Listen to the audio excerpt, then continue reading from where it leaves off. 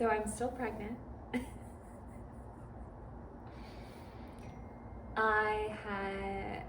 I just want to say, first of all, I'm making this video because I want to explain in depth what happened, and really there's just no other way to do it for it to reach everybody. So I'm not individually telling the story so many times. Friday, my water broke, and it's Sunday, and I'm still pregnant. So I want to share what happened this weekend, because right, everyone assumes as soon as your water breaks, you go into labor and you have a baby.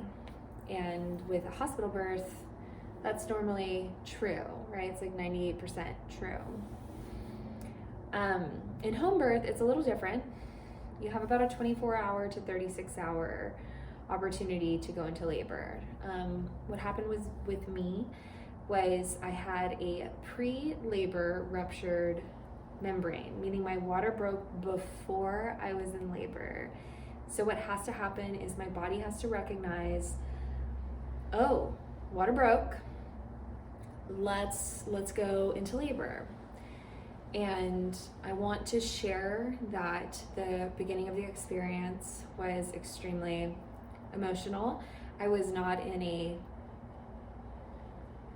just not having a really good day on Friday. It was very challenging emotionally, and my initial reaction to my water breaking was no. No. I'm not ready. Like, this isn't how I was seeking this experience. I don't want to be in this emotional state. And I was super fearful that I was going to have a super fast labor and have to go through birth very quickly. That was not the case. I started having contractions and did for about 6.5 to 7 hours, and then my body actually stopped contracting. So I'll come back to that fear in a minute. So around midnight, everything had kind of subsided. My midwife told me to go to sleep. So we went to sleep, and when I woke up, it was like 5 o'clock in the morning, and still nothing was happening. So I was having the contractions. They were about 15 to 13 minutes apart. We were timing them, and we were moving through all the things like the cervical pressure, the hot flashes, like I was getting every single sign, symptom of labor. Like, I'm in labor. Okay, great. And I had finally come into like acceptance that this was happening, because there's really no, what I thought, stopping it. So midnight, everything stops. We all go to sleep. I wake up at 5 a.m., still nothing. And I was like, that's kind of weird. Like, text my midwife, and she's like, it's totally normal because you ruptured before labor, for labor to take about 24 hours for your body to, what the term they use is tip over. So tip over into active labor. And I was like, okay, well, that's like at 5 p.m., we have a long ways to go before then. So I started doing all the things to try to activate labor, and walking and birth prep postures, and just, trying to get it going, and then resting, obviously, in between it all. My body just felt super heavy. And then, like, by the 24-hour mark, I felt completely normal. Like, I was completely out of labor. So I call my midwife, and she comes over. She does a cervical exam. And turns out my bag of water resealed itself, which is good, because had it not, I would be telling a very different story right now. I would actually be in the hospital right now, being induced, having to give birth in the hospital with an induction of labor. So the fact that my bag resealed itself because I wasn't tipping over into active labor saves me from infection. Also, my group B strep is negative, right? So I'm not prone to infection. I don't have like a 2% risk pregnancy, very low risk pregnancy. So it's more of like a wait and see when you're doing home birth. And I wanted to share something about, I just didn't know, first of all, that your bag of water could do that, but my 4 bag broke, so I had the rupture of membranes, and because my body didn't tip over, it resealed itself to protect me from infection, which is incredible that my body can naturally do that. I had no idea, right? I've studied, I became a doula, took an 85-hour like prenatal yoga course, like I did all these things to just be like prepared for absolutely everything, and I still learned something. So I really wanted to make this video to share with other expecting mamas that are embarking on a home birth. Your water could break if you're pre-labor, and if you don't tip over into active labor, it could reseal. That's something that actually happens. And I'm gonna interview my midwife so she can talk a little bit more about this, because I was just completely blown away. I had no idea that it happened. And it's so crazy that as women, we don't have all this knowledge about our own body's capabilities.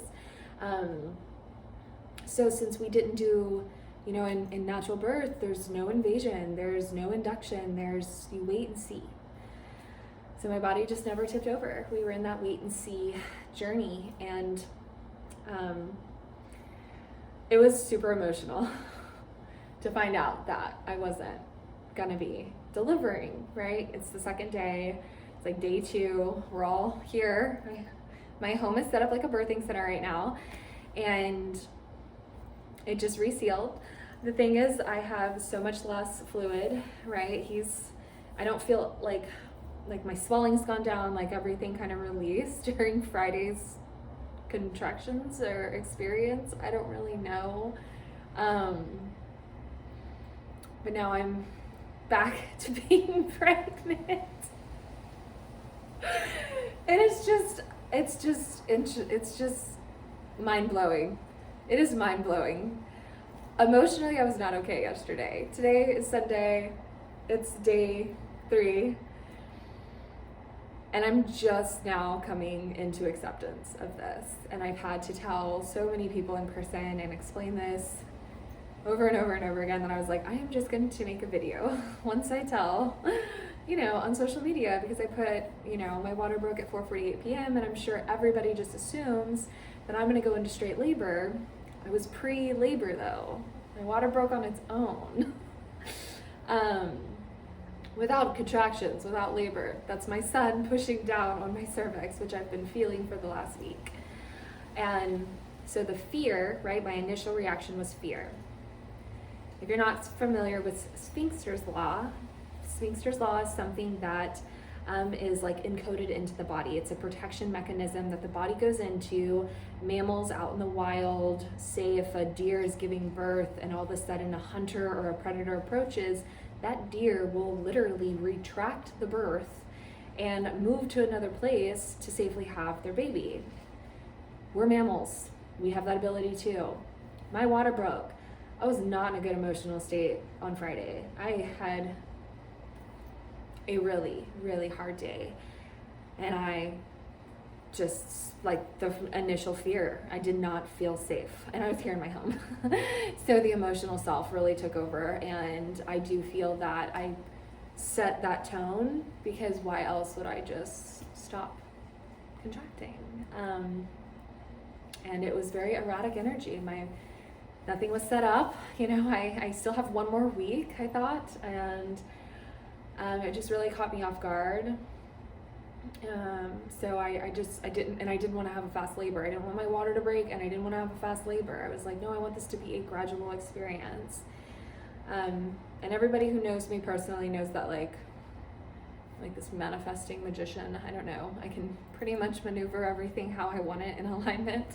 When you follow the flow of energy, that's just what happens. And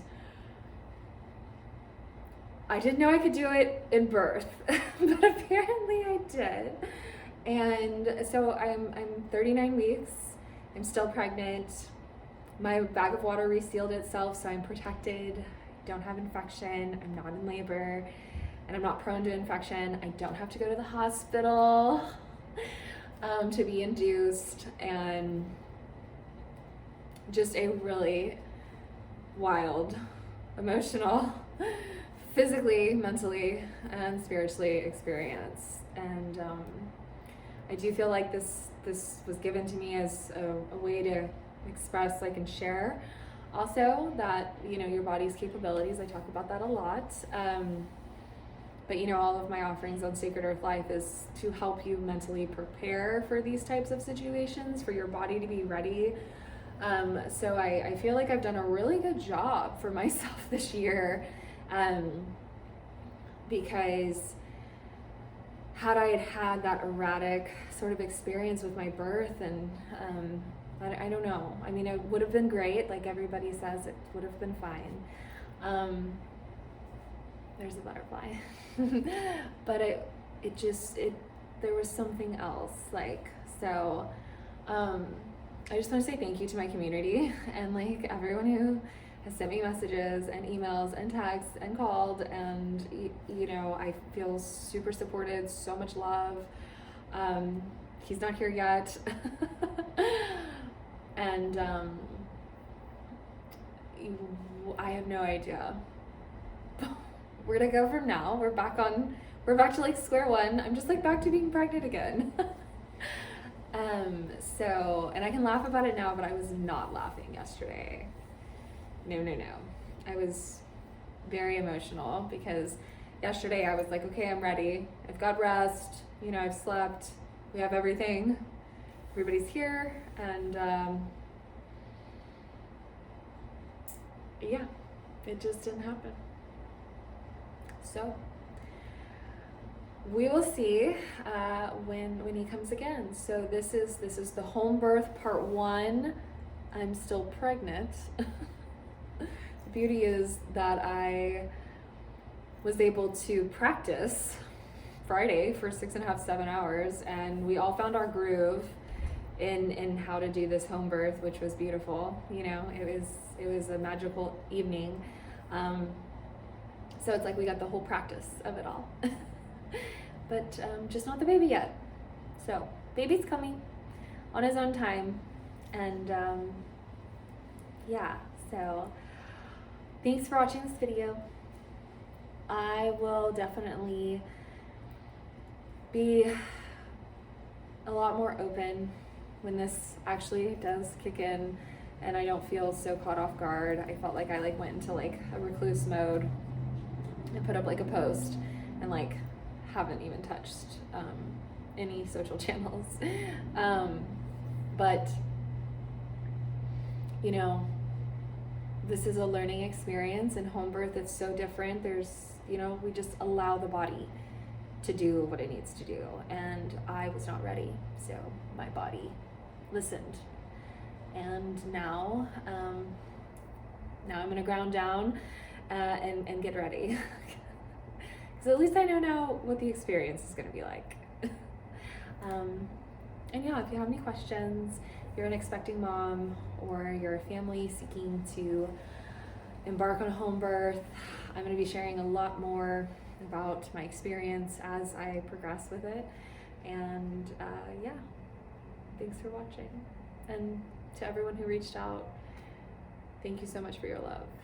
It is felt and just so appreciated.